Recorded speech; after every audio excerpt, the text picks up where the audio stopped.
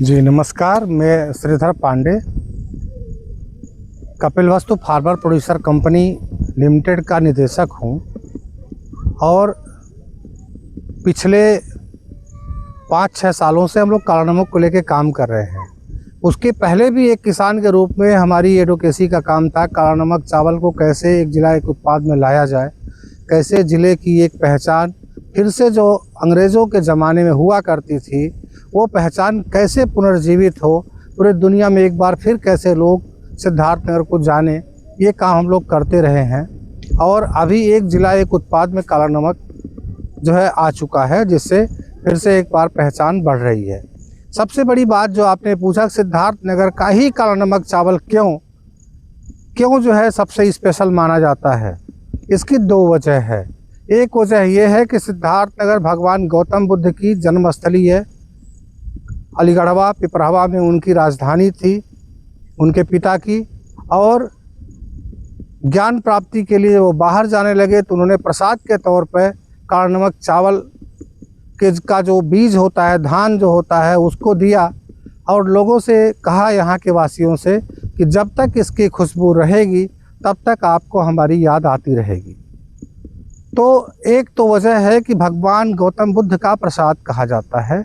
दूसरी सबसे बड़ी वजह है ये है कि सिद्धार्थनगर नेपाल का बॉर्डर है, और अगर आप देखेंगे तो नेपाल के बॉर्डर से लगा हुआ लगभग 7 सागर, ऐसे बड़े बड़े वाटर रिजर्वायर हैं, जैसे मरथी मझौली सागर, मसई सागर, और इस तरह से कुल 7-8 सागर हैं, बजहा सागर।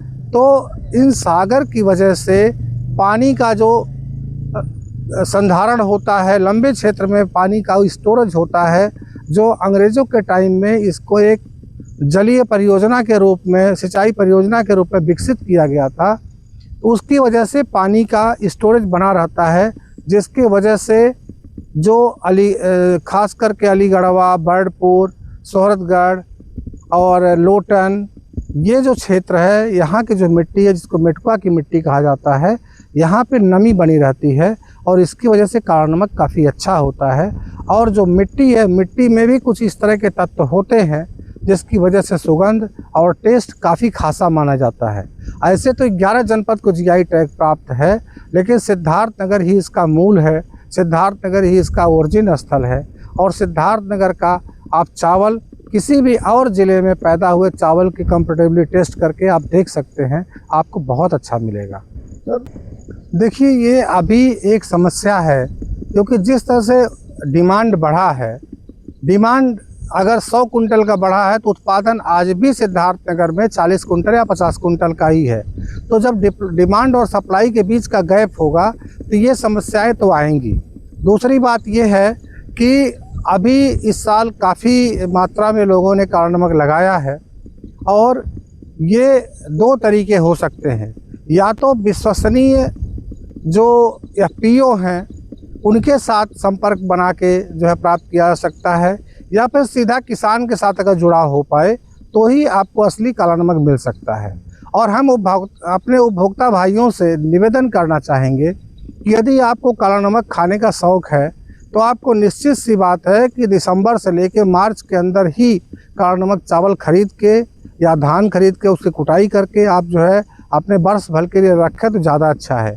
क्योंकि कुटाई होने के बाद पहचान करना बहुत अच्छों की बस की बात नहीं होती है, क्योंकि चावल एक जैसा है। और ये जो लॉन्ग ग्रेन है, बासमती है, उसका पहचान तो हो सकता है, लेकिन जो स्मॉल ग्रेन है, हालांकि ये एक्सोटिक वैरायटी में आता है, लेकिन चूँकि बाकी बहुत सारे धान के साथ इसका जो है जो साइज़ है, जो इसकी मोटाई है, वो मैच करती है, तो पहचानना मुश्किल हो जाता है। और ज्यों-ज्यों इसका टाइम बीतता जाता है, चूँकि इसका वोलेटाइल स्मेल होता है, इसका जो स्मेल है वो निकलता है, और इसकी वजह से वो धीरे धीरे करके कम हो जाता है। यानी अगर जुलाई, अगर सितंबर, अक्टूबर में अगर चावल लेते हैं तो आपको महक बहुत कम मिलेगी, यानी बनाने के बाद, चावल पकाने के बाद ही थोड़ी महक मिलेगी, ऐसे महक थोड़ी कम मिलती है।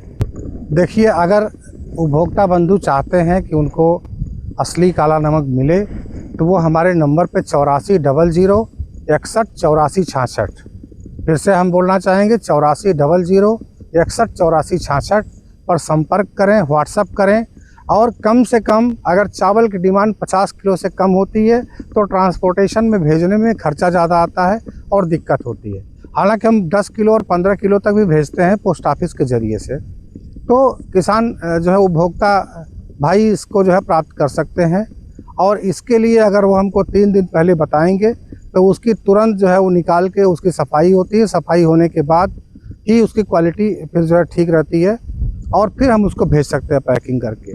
क्योंकि अगर पैकिंग भी ज़्यादा पुराना होता है, अगर 2 महीने 3 महीने ज़्यादा पैकिंग पुरानी होगी तो उसमें जो है क्वालिटी ख़राब होने की दिक्कत आती है।